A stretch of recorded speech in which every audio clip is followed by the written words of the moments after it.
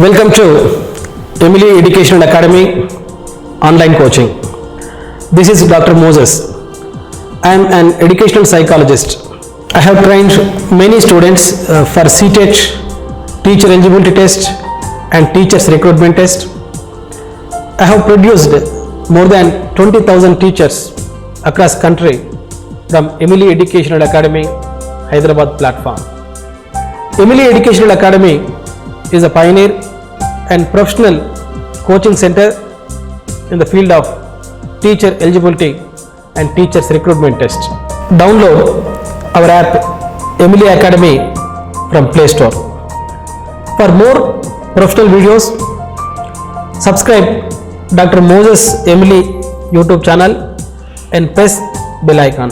So be a good teacher, have the bright future. I wish you all the best. Principles of development.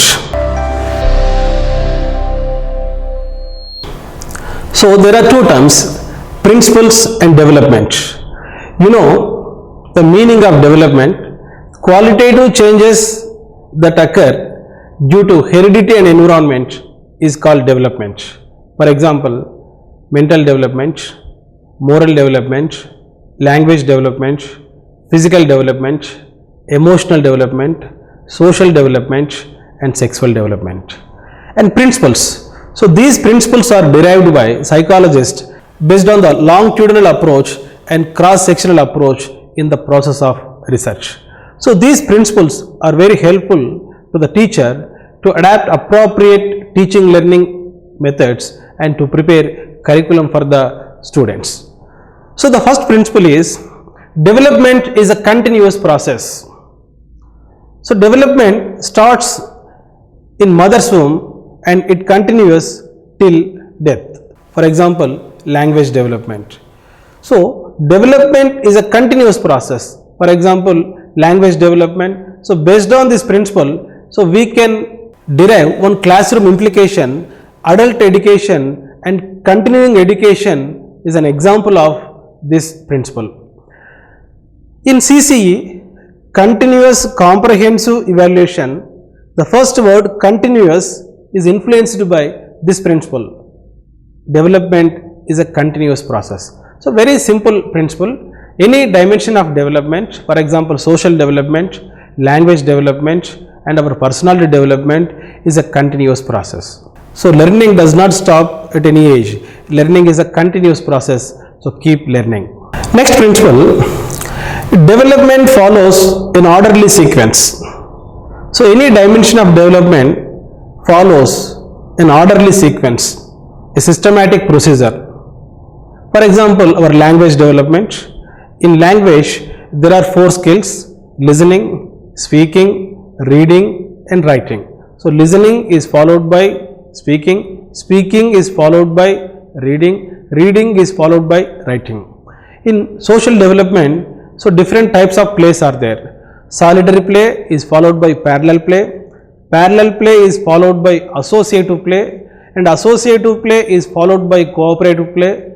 Cooperative play is followed by homogeneous gangs and homogeneous gangs followed by heterogeneous gangs. So it is social development.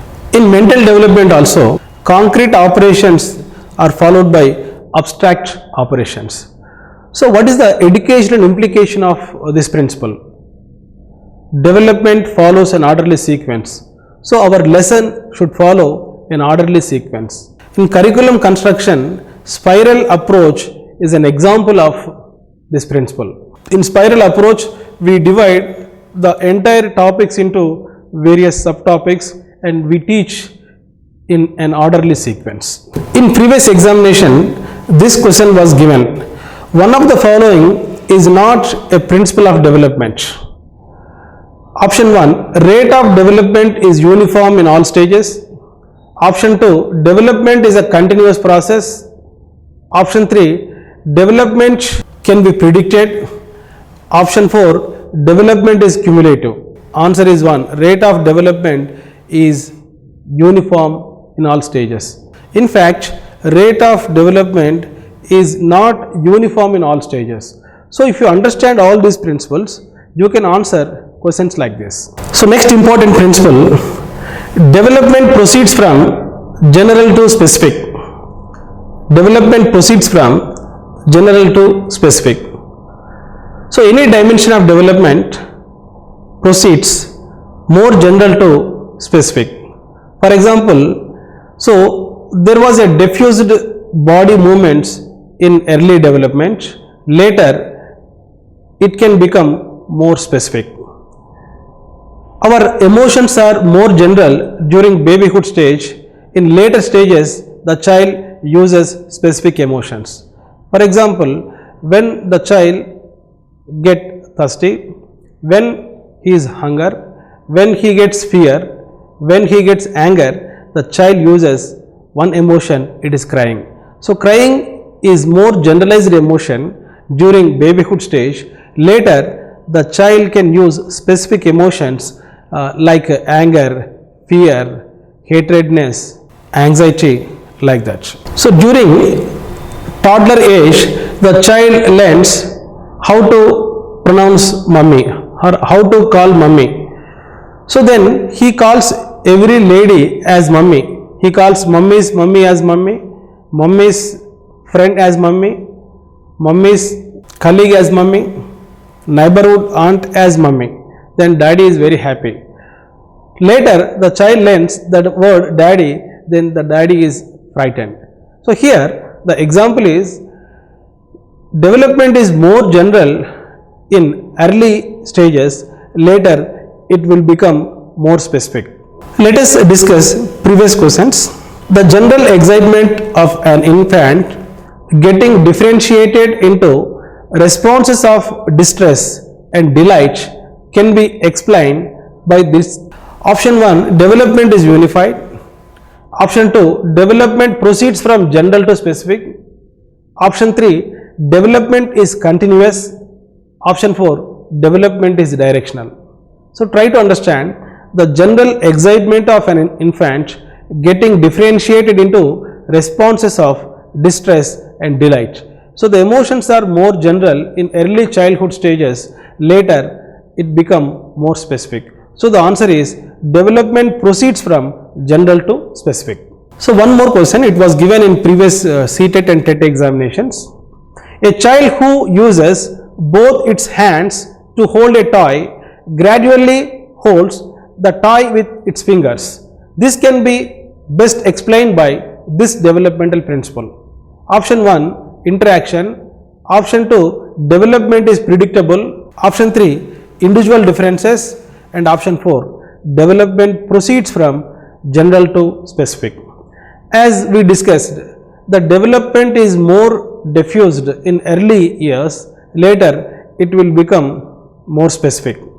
So the answer is 4, development proceeds from general to specific.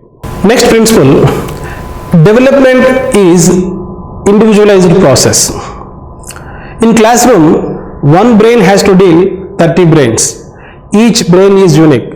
Every child is unique. Like these 5 fingers, so each finger is unique regarding to its size and length. So in classroom, there are individual differences.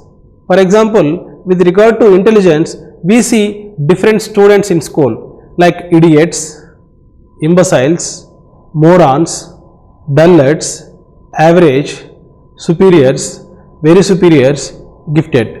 So you can take any trait of personality, regarding to that particular trait we see differences. So each child is unique. So based on this principle, we can derive one educational implication that each child is unique in the classroom. So we have to adapt child-centered methods. In previous principle, that is development is general to specific. So we have to teach general points in primary level. Later we have to expand specific points in later classes, just like concentric method in curriculum construction.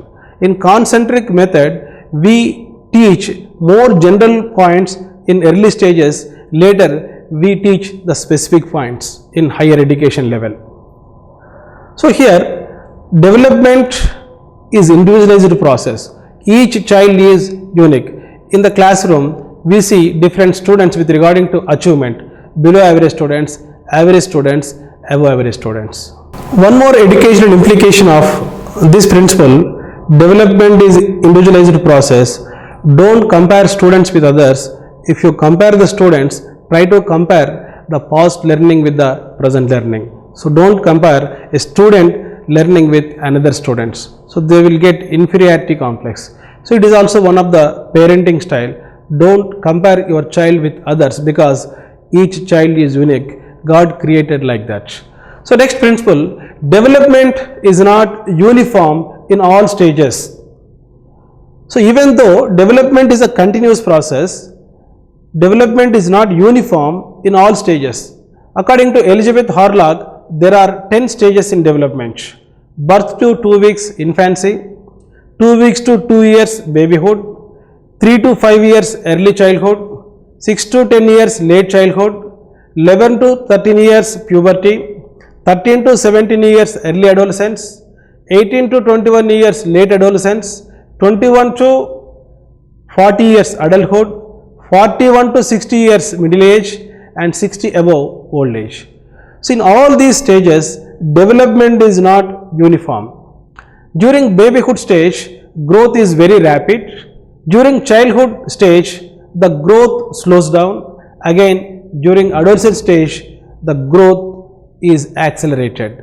So development is not uniform in all stages. During adolescent stage, all the dimensions of development reach its peak stage. So adolescent stage is very critical stage. It is the stage of stress and storm. Let us discuss previous questions. Development is high in infancy and low in childhood, and it becomes high again when the child reaches adolescence. The developmental principle involved here. Option 1, development is not uniform in all stages. Option 2, there are individual differences in development. Option 3, development is continuous.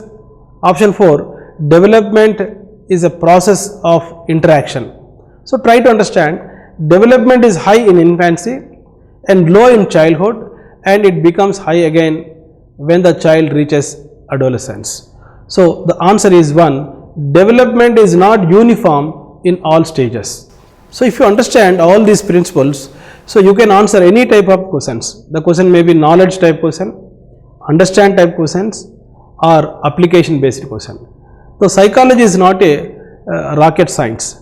So if you listen my classes, if you write important points, and if you practice all these bits, so you can get 29 marks out of 30 bits in TET and CTET examination, and you will get government teacher job. Next principle, development follows in a directional. Development follows in a directional. So there are two directions, cephalocaudal direction and proximo-distal direction. Look at this image, cephalocaudal direction. The process of cephalocaudal direction from head to tail. This means improvement in structure and functions come first in the head region, then in the trunk, and last in the leg region. As in this image, development proceeds from head to tail or head to foot. Very simple, cephalus means head.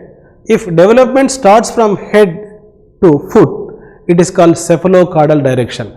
Now we are discussing development follows in a directional. So the first direction is cephalocaudal direction. In previous examination, this question was given.